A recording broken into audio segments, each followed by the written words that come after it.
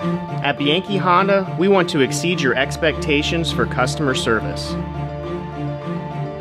From our gorgeous showroom and accommodating staff to our extraordinary selection of Honda vehicles and industry-leading service department.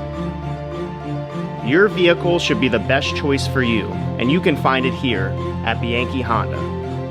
I'm Jason Perico, and I promise to always make it worth a visit.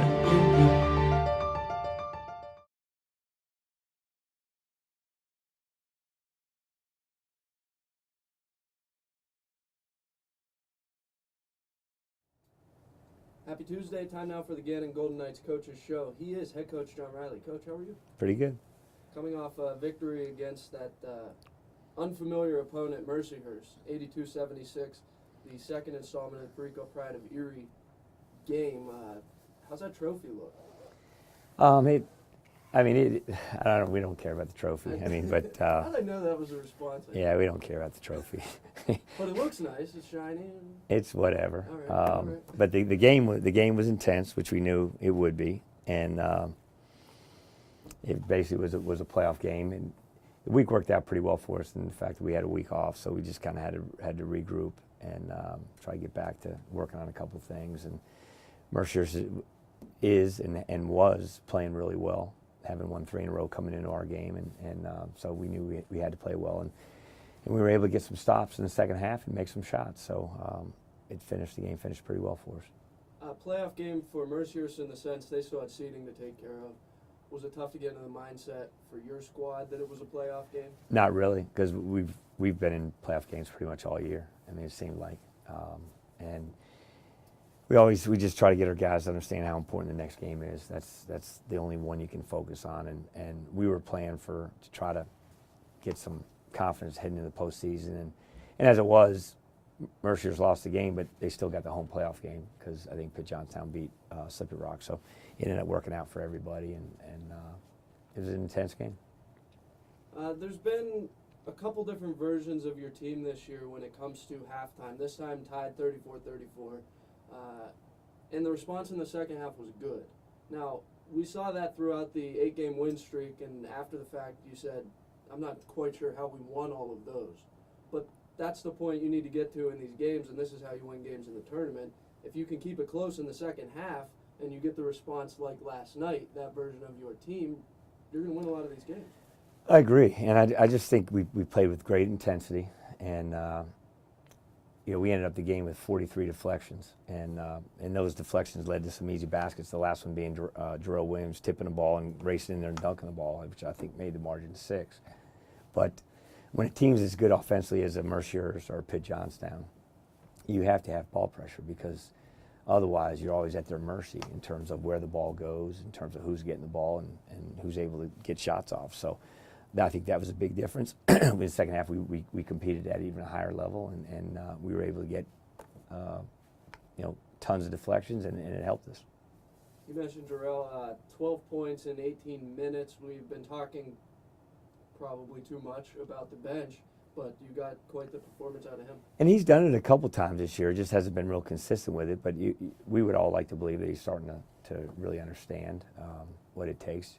Ian Gardner gave us good minutes as well. Joey Fustine gave us some good minutes. You would like to think that they're learning as they're going. So, and that was huge for us. Now, did you determine, you may not reveal this to us, but is there now an order of when those guys will come into the game if they see action? There's an order in which I put them in, and a lot of that is determined on how practice goes prior to the game, but there's not a time period or a slot, and then we went by feel. I mean, we played those last 14, 15 minutes without Damon Murad. Damon Murad picked up his 3rd foul with, I think, about 14 minutes to go in the game, and we went with Jarrell, and we just played so well. We moved Matt Dogan down, so we just stayed with it. It wasn't anything that somebody did. It's just that was our best lineup that day. Makes sense. Matt Dogan, too. I mean, another double-digit performance, but that's just par for the course at this point. These are my words. I'm amazed. Matt Dogan's emerged into probably one of the best players in the PSAC. He's gone from, I was talking with Kevin Reynolds about this the other day, he's gone from averaging about 5 points a game as a junior to about 18 points a game as a senior. But he's been pretty consistent in other areas. He's rebounding the ball.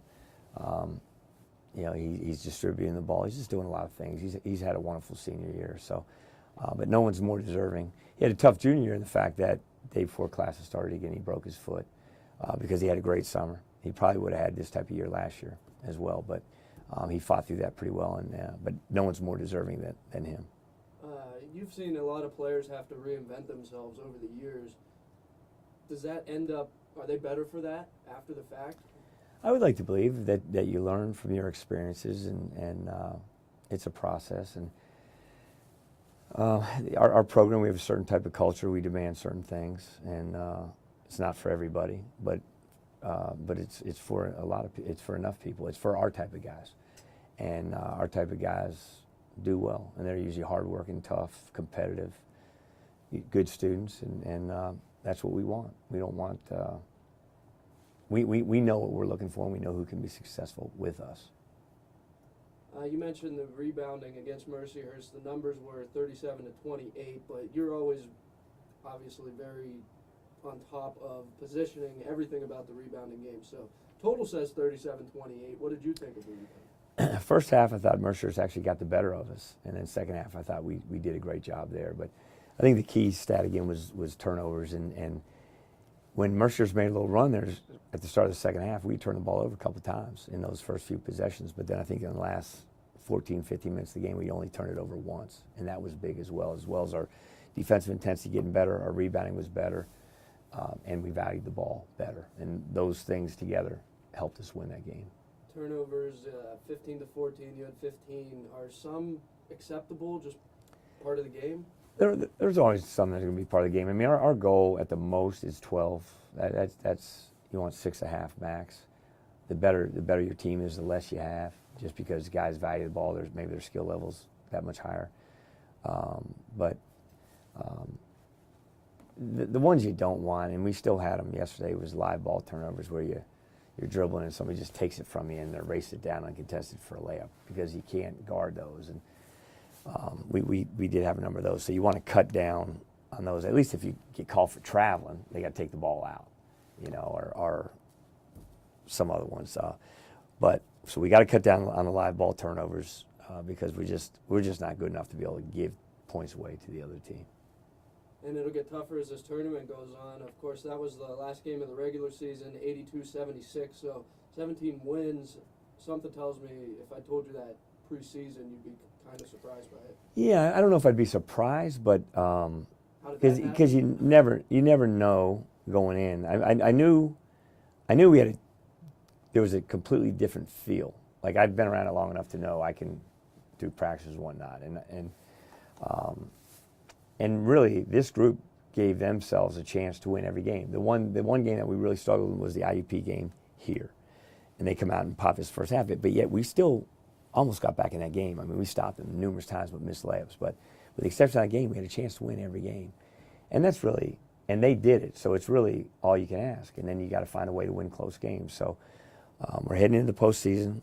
They're excited about it. We're all excited about it. But it's been such a tough competitive league that there's no guarantees. And we're playing a team, Pitt Johnstown, that's as hot as anybody.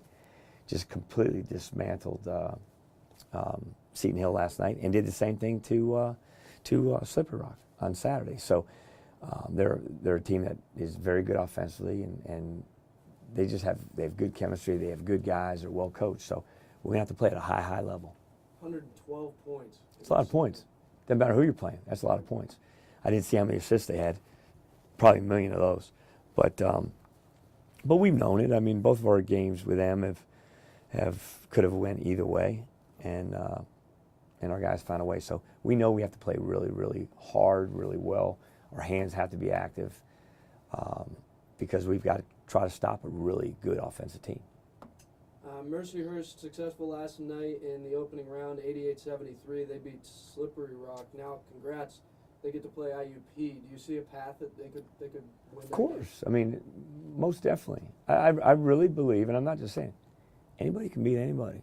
I mean, Mercyhurst almost did it there. We almost beat IUP there. Edinburgh almost beat IUP there. Sooner or later, sometimes those things, you know, you play with fire, you're going to get burned. I mean, it's happened to us. It's going to happen to everybody. So That game will be very highly contested. Merciers can beat anybody. We can beat anybody. That's what makes the PSAC a really good league. Good stuff. Gannon, Pitt, Johnstown. It is the second round. You enjoyed the bye. Are they fresh? Most definitely. Good. Yeah. All right, Coach. Good luck. We'll talk again next week. Appreciate it, Alex. Thanks so much.